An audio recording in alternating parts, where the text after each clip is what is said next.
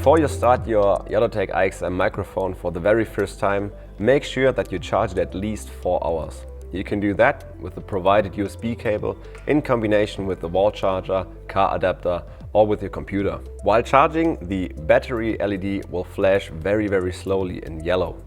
Once this flash stops, you can be sure that your IXM microphone is fully charged, and that gives you an operating time of about 8 hours. You can add 6 more hours by using 3 AA batteries in the battery compartment, and that makes a total of 14 hours operating time.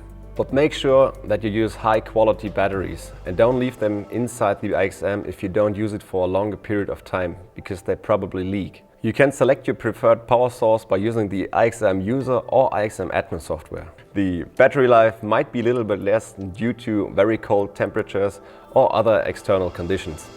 We recommend to charge the IXM microphone at least once a month to make sure you're always ready for your next recording.